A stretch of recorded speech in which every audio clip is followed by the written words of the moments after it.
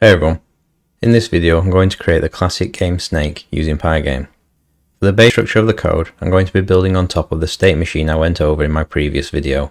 I'll leave a link to the code for that and the video in the description.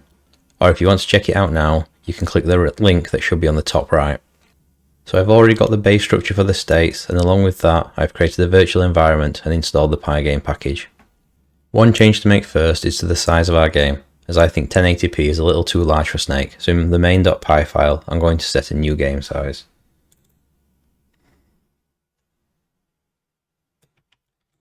Then I'm going to make a minor change to the splash screen, as I want to change the name of my game and increase the text size. I'm also changing the font color to red for this. It makes a difference but I'm doing it anyway. So in the constructor for the splash screen, I'm just creating a title font to use with a size of 120, and as mentioned, I'm changing my game name to something more appropriate. That's the only change I'm bothered about for the splash screen, and since I'm not making any new settings or anything like that, the menu that's in place is already working how I want, so nothing to do there either. So let's start implementing our game. There are several main components we're going to have to implement. There's the snake itself, which consists of several segments, and there's the food it eats to increase in size and earn points. And speaking of that, there's our score and the title, and finally there's our game border. The border is there to show a defined area separate from the title and score, so you know when you're about to go out of bounds. Knowing that, let's start by adding the title and the border. Let's open the gameplay state and remove some example code. We want to delete the rect. We also want to remove the movement event handling, as we'll add this to our snake later. I'm also going to change the key events so that escape ends the game rather than space. And we want to remove drawing the rect from the draw function. So first we'll draw our title. We need to update our constructor to set up the text and the rect to draw it in. We've created a new font, as the game-wide one in the base state will be too small here. I've added the title of my game and I'm drawing it at the center along the x-axis and down 80 pixels from the top of the screen. Then we need to update the draw function to render the text on the screen. Now we can run the game, see that our splash screen is showing the correct text. When we start a game we can see the title has been rendered.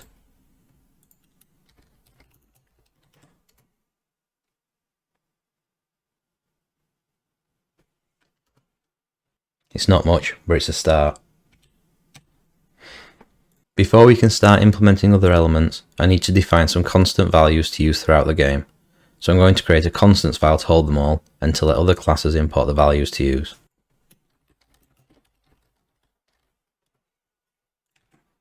I'll add my values in here, then go through them one by one. Base speed is going to be used to decide how fast the game should update. This will be used to dictate how fast the snake moves, so the difficulty can be increased as the game progresses. Snake size is the value used for the height and width of each segment of the snake. The snake margin is a small gap between the segments of the snake. I just thought it looked better than having a solid snake. Tile size is the combination of those two values, so this is the total space used in both the x and y axis for each section of the snake. Then I have the x and y tiles. This is the number of game tiles in either direction. I've set this based on the game size I set earlier. This should probably be calculated in a smarter way, but well, here we are. Game margin is the space around the border at the left, right and bottom of the screen. Just another aesthetic choice I made. Border thickness is, as you may have guessed, how thick the line will be on the border when it's drawn. Finally, there's the border padding value. This will be a gap on the inside of the border between the border and playable tiles for the snake to use. Again, just another aesthetic choice really, as I think it looks better when the snake is moving around the edge of the tiles. Now the constant values for us to use are in place. Next up is the game border. I'm going to create a new folder called elements to hold some classes for our game. Then I'm going to create a game border file. First up we need to import PyGame and the contents of the constants file we just created. Then I'm going to create a class for the border with the constructor accepting a tile position as a parameter. This will be the center point of the top leftmost tile. We'll need this to calculate some values of the border. The actual value we'll generate in our gameplay state later and pass in. So first we need an x value for the border, the starting point for the horizontal axis. Here we're getting the X position of the tile passed in as a parameter, but because that's the center of the tile, we need to reduce the value by half of a snake segment. And we also have to account for the padding we want inside the border and the thickness of the border itself, reducing by all that, and we get the starting point for the border. We do the same calculation for the Y value. Then we need to figure out the length and height for the border. For each one, we get the relevant number of tiles multiplied by the tile size. We then have to increase that by double the amount of border padding, one for each side of the area, and also account for the border thickness. Now we have the starting X and Y coordinates and the length and height, we can set the game area. And all that's left for the game border class is to add the draw function. The game surface is passed in to draw on, I'm drawing it red, and using the area we created in the constructor and the border thickness.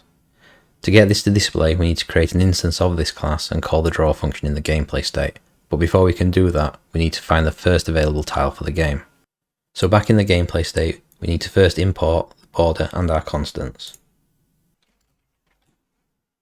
The first thing we're going to need is the overall size of the game display. We'll need this for the Y value and some other values we'll add later. First, we can calculate the starting X position. The value we want is the center point of the first tile, so we get the margin and add half the width of the snake to that, and we get the value we need. Next we need the Y value, which is a little more complicated to figure out. Instead of working from the start like we did with the X value, we start with the total height of the game and work backwards. We multiply the number of vertical tiles by the size of the tiles and add the game margin. That will be the margin at the bottom of the screen. We also need to again remove half of a snake to get to the center point. Now we have the starting point, we can create an instance of the game border class we created. Then in the draw function of the game state, we can draw the border.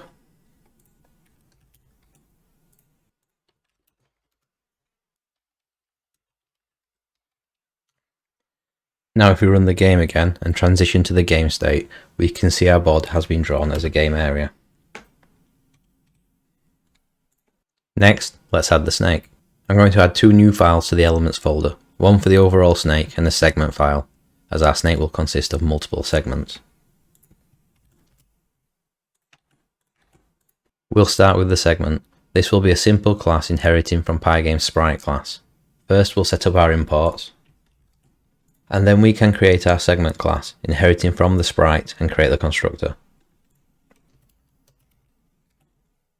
We pass in a center point of the segment as a parameter, and the first thing we need to do is call the sprites init function. Then we can set up our rectangle. First we create a surface the size of the snake, and then we fill that in white.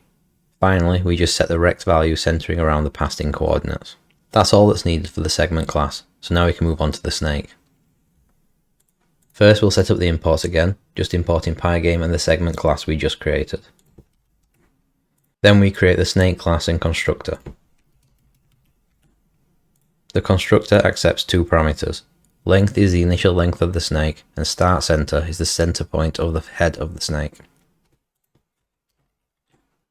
Then we're creating an empty list of segments and a sprite group. These will be used to hold our snake segments. The next step is to set up our segments using the passed in parameters. We loop through however many segments the snake starts with, making sure we get the iterator value to use. Then we calculate the X and Y values. For this I'm taking the center point, leaving the Y position as it is, and for the X position taking away the tile size multiplied by the iterator. So the first value will be at the center point passed in, and we'll be drawing the remaining segments behind that going back to the left. Now we have the coordinates, we can create the segment. And once created, we add the segment to the sprite group we created in the constructor and also append to a list of segments for use later. Now we can add the draw function to the snake class. Here we're expecting the game surface to be passed in as a parameter, and we can then use PyGame sprite group to draw all the sprites in a single call. The base of the snake class is set up, so now we need to go back to the gameplay state and use it. We need to update the imports to bring in the snake class. The first thing we need is an instance of the snake class, but because the position of the snake won't be static, we need to make a slight adjustment. Instead of creating the snake in the constructor, we need to implement the startup function defined in the base state and create the snake in there. This is because the constructor is only called once, whereas the startup function is called every time the state is entered. Given the snake will grow and move around the screen, if we restart a game, we need to have the snake reset so the size and position go back to normal. As defined in the base state, the startup function expects a persistent dict to be passed in. This is to pass data between states. We'll make use of that later. We then come up with the center point coordinates for the head of the snake. For this, I'm using the first tile available, then moving across 4 tiles and down 3. You don't have to use these coordinates, it doesn't really matter. Just make sure that you take into account how the initial snake segments are rendered, so all portions render inside of the game area. Then we use those coordinates to create an instance of the snake class. I'm passing in a length of 3, so my snake will be created with an initial 3 segments. This will create our snake. Now we need to update the draw function of the state to draw the snake.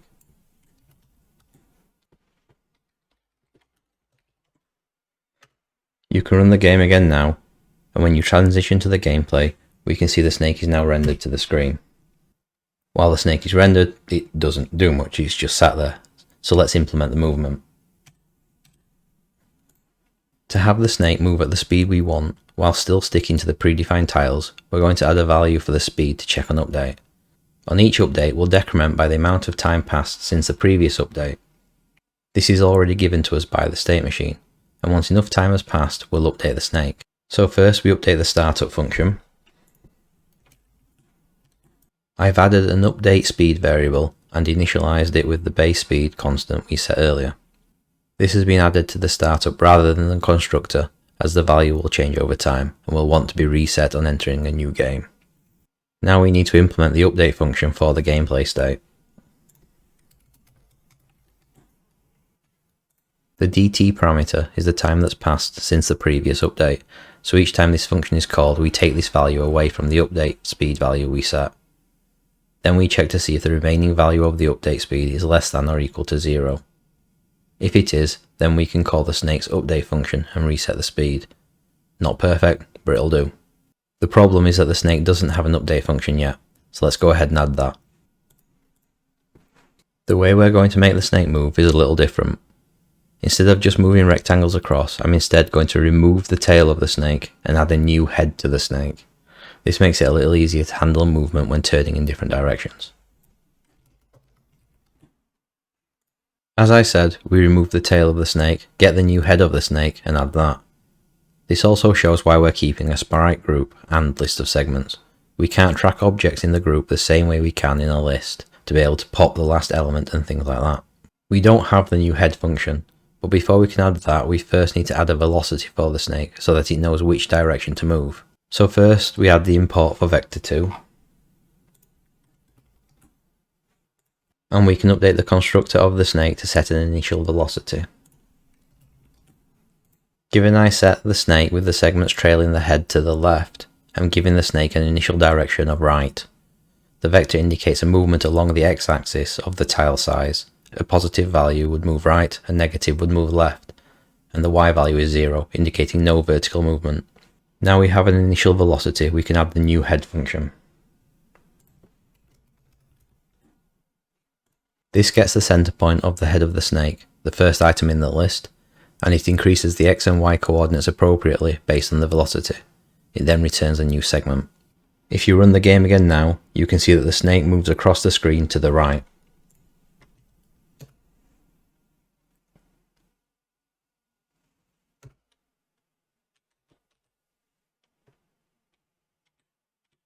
We have a moving snake, but we can't control it.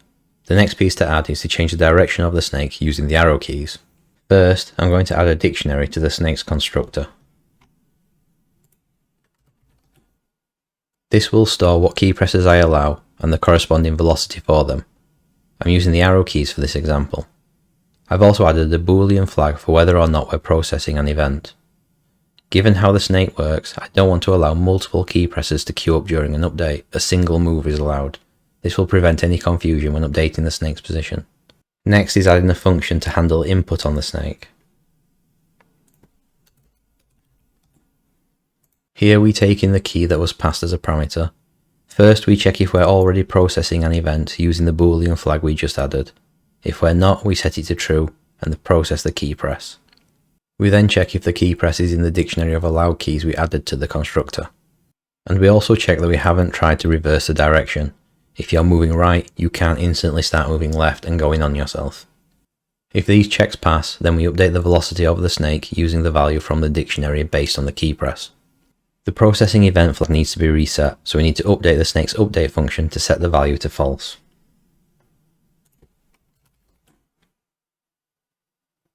The last thing we need to change is to update the get event function on the gameplay state.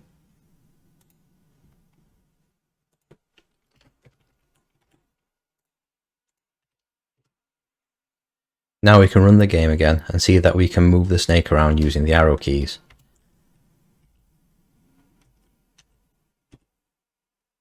And we can also see that if we try and reverse the direction, the key press is ignored.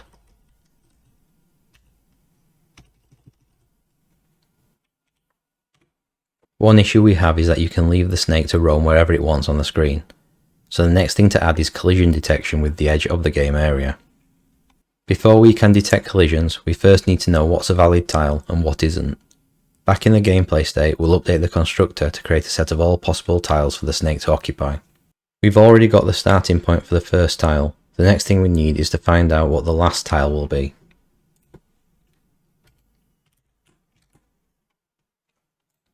The end of the area is the height and width of the entire game minus the margin we created around the game area.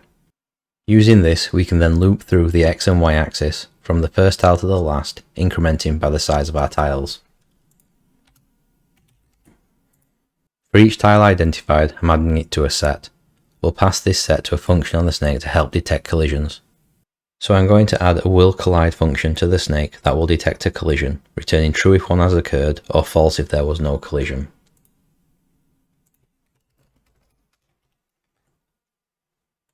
We first get all tiles occupied by the snake, then we call the difference function on the occupying tile set, passing in the set of all valid game tiles. This function will return a set with all values that are in the first set but not the set passed in as a parameter. In our case, that means if any coordinates the snake occupies are not in the list of possible game tiles, they'll be returned in a set. So we can check the length of the set. If it has any items, there has been a collision and we return true. Otherwise, we return false. This function is calling a getAllCoords function that we haven't created yet, so let's add that. This function simply loops through all segments of the snake, adds the center point of the segment to a set, and returns that set. Now we have a function that can identify collisions, we need to use it. So back in the gameplay state, we need to update the update function.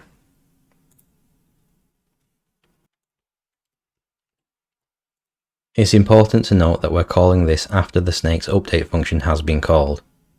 This is done because the position will be updated there and we need the new position to check for a collision.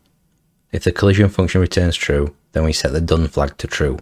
This will transition us to the game over screen. We can run the game again and see this working.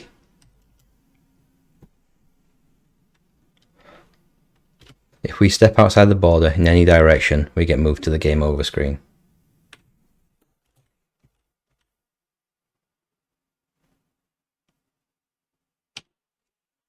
Now we have collision detection in place and our snake is moving around. The next step is to start adding food for the snake to eat. I'm going to create a food.py file in the elements folder for this.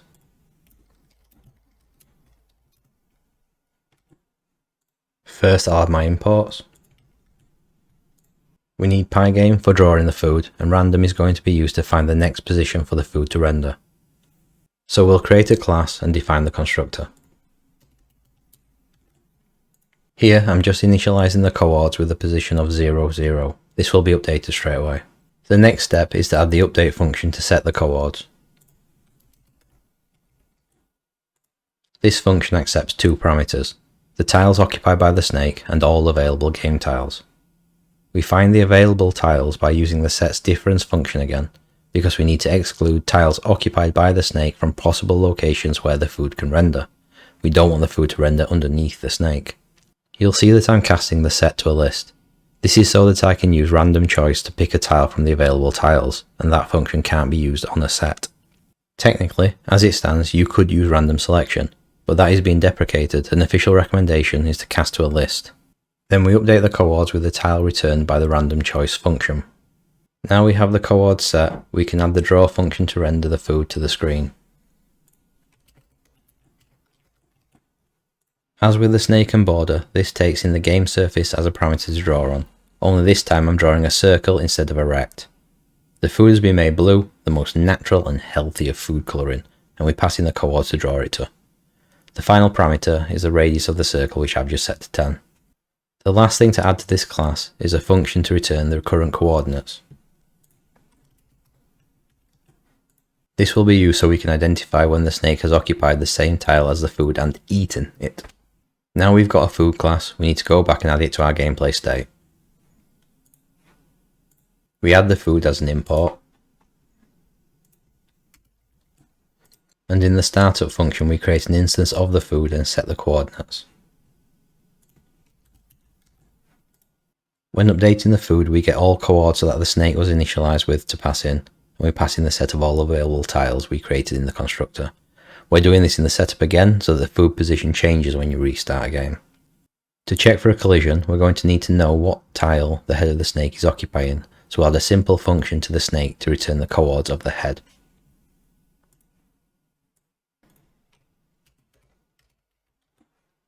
This gets the head segment of the snake and returns the center point. Now we can go back to the gameplay state and add a function to check whether or not the snake has eaten the food.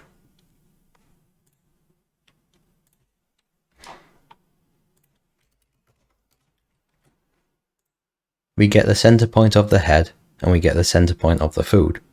If those 2 points are equal, we know we've eaten the food, so we call the food's update function again, passing in the new snake chords and the tiles to update the food's position in the game. We then add the call to this function in the gameplay's update function after the collision check.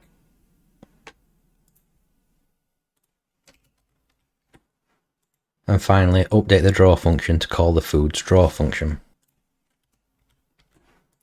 Now you can run the game again and see that the food is eaten and repositions itself.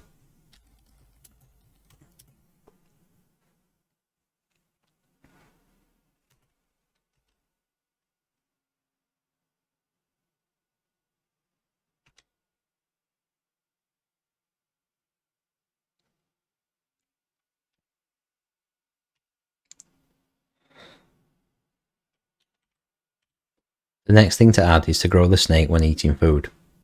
To do this, we need to go back to the snake class and add a function called grow. Here we're getting the tail segment of the snake and creating a new segment at the exact same location. We add that to the sprite group and the list of sprites. This works because when our snake moves, we remove the tail section and add on a new head. Now that we have two tail sections in the same place, the tail remains in place while the snake stretches out forwards with the new head. To make use of this function, we need to go back to the gameplay state and update the check food function we added.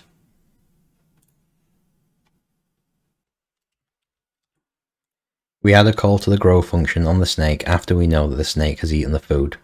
If we run the game again now, we can see the snake grow as it eats the food.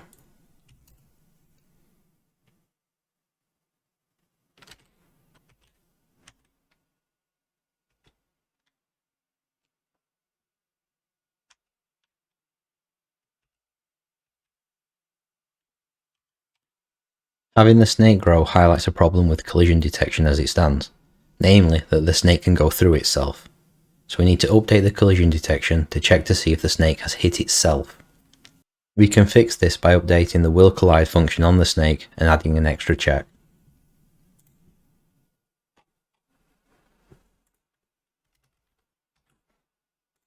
We already obtained the tiles occupied by the snake and we get them in a set. A set doesn't allow duplicate values. If the value already exists in the set, it will simply be ignored when you try to add it. So to check if the snake has collided with itself, we can compare the number of sprites to the number of tiles occupied by the snake. If there are more sprites than occupied tiles, we've collided with ourselves and return true. Now we can run the game again, eat a few pieces to grow the snake, and can see that if we try to go through ourselves, that ends the game.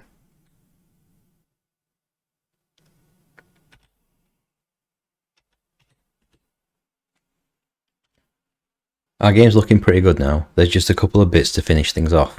The next bits to take care of is to track the player's score and to increase the speed of the game as your snake grows. It would be a bit boring and easy if it kept the slow pace the whole way through. First, let's create values to track these in the gameplay state.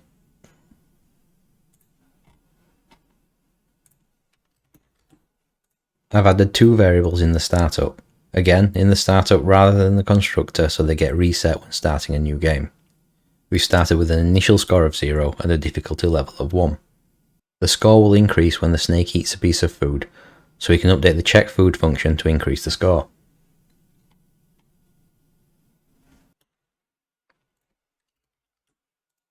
This is a very complex scoring algorithm where we increase the score by the current difficulty level. Then, at the end of the check food function, we can add a check to see if we should increase the difficulty level. Here I'm checking if the score is now a multiple of 3 and not 0. If it is, we increase the difficulty level. It's not a great system, but it just provides some level of progression. Now if we go to the update function on the state, we can make use of the difficulty level to increase the speed of the snake.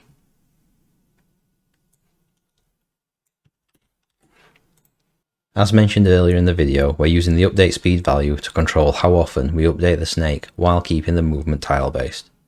The value is decreased on each update call by the amount of time passed in since the previous update.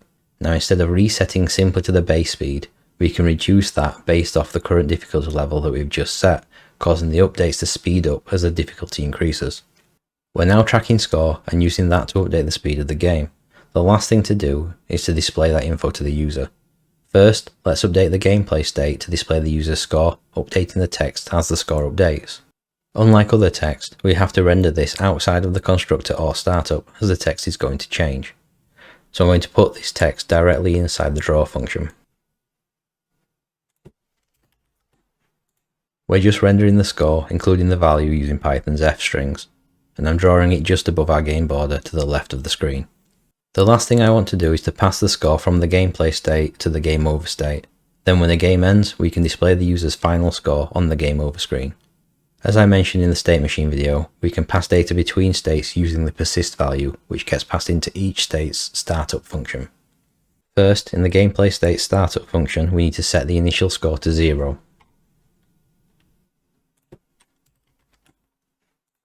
Then, in the check food function, after updating the score, we update the score in the persisted data. That's enough to get it through to the game over state. So now we need to go over to the game over state and add a startup function there to get the value.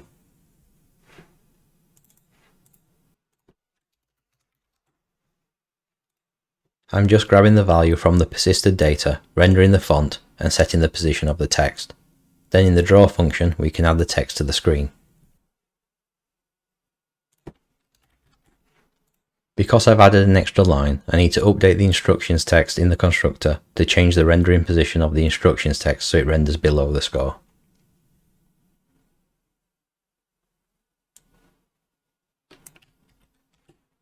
Then we can run our game again and see the score being displayed and the speed of the snake increasing as we go.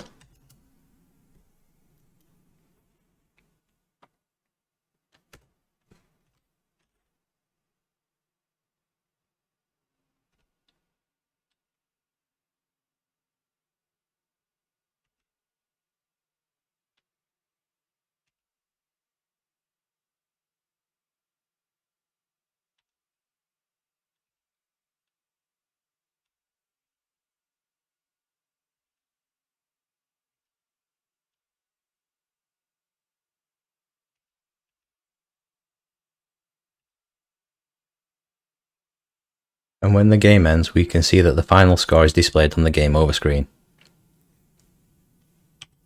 We've now created the classic game snake in PyGame. I hope this was helpful, and thanks for watching.